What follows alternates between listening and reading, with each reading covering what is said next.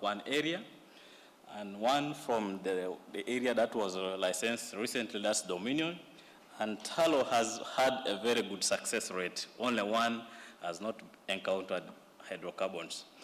And to date, as my colleague said, we are looking at about 2,000 barrels of oil equivalent in place from just 30% of the area that has been fully explored. This gives us about 17 oil and gas discoveries, as I said earlier, with more than 50 prospects that have been identified and numerous leads that will be followed with subsequent seismic acquisition. As we speak now, there are 4 discoveries that are moving to the development stage. We have Mpota, Kingfisher, Kasemene, and Nzizi.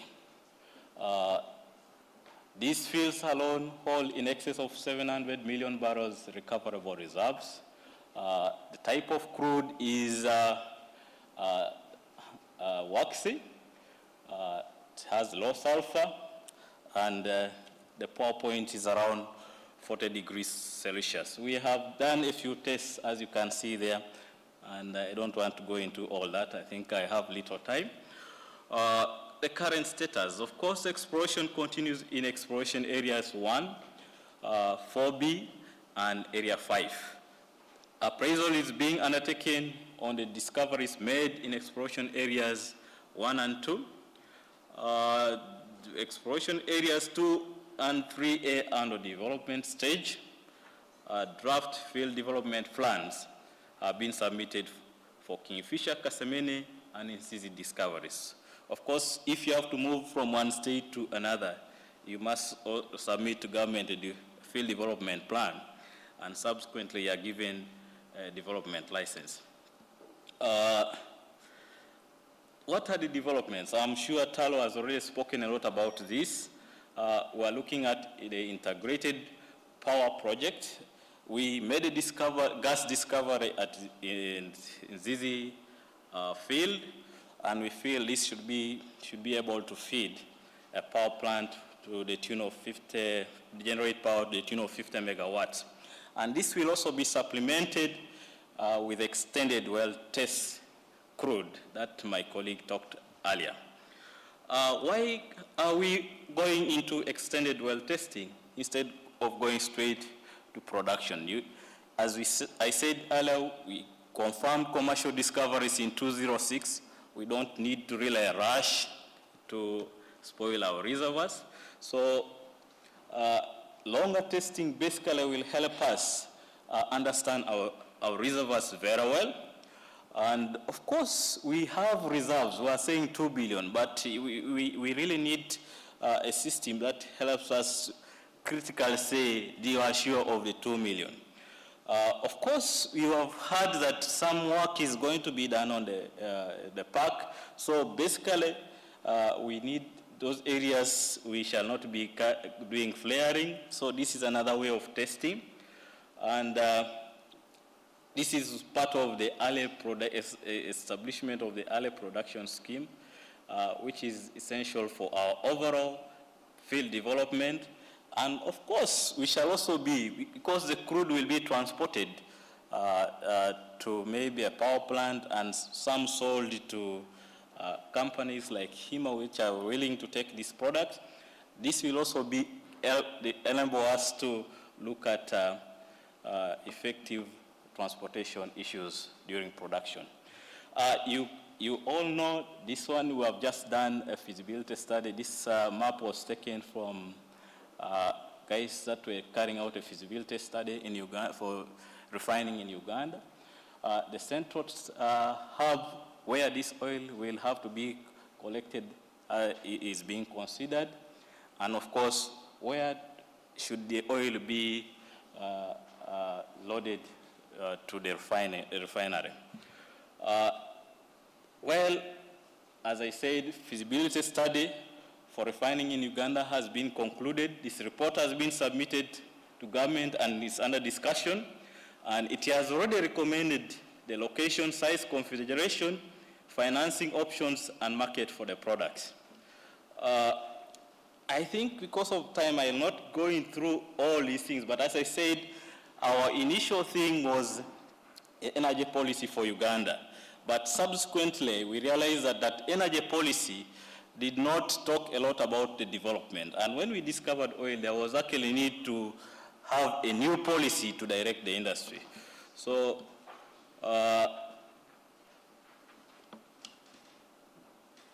this policy was formulated through a wide consultative process and approved by Cabinet is 208. The goal of this policy is to use the country's oil and gas resources to contribute to early achievements of poverty eradication and create lasting value to society.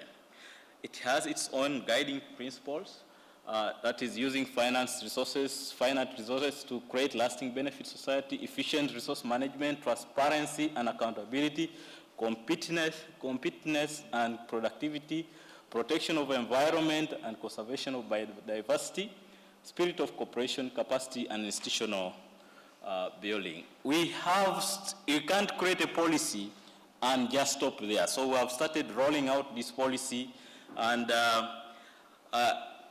as we speak now, we have the draft bill is, we're at the draft stage of our new petroleum legislation. We have started supporting institutions that enhance the capacity of Ugandans to fully participate in the industry. So there is a BSc Petroleum Geoscience course in Makerere University, and artisan and technical training at Uganda Petroleum Institute, Chigumba. Studies have been undertaken on refining. A communication strategy on oil and gas is being rolled out because we really need to begin communicating more regularly and in a systematic manner. And of course, not letting the environment aspects, we are making sure that the institution that is also the authority in this, that's NEMA, build its capacity to meet the challenges of the industry. The new institutions, that is, of course, the policy said you should create the regulatory institution, the business arm to manage the industry. So all that government is already trying to ensure that we meet the policy objective. The local content study is being studied. I think being on time is against me, but if you don't just mind, I'll just go through the investment aspects.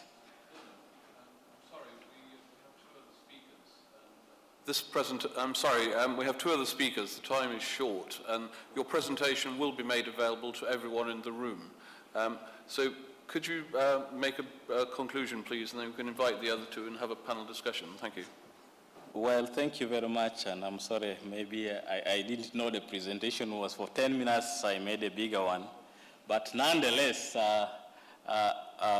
we are inviting you to participate in the new and relinquished acreages after formulation of the new institutions.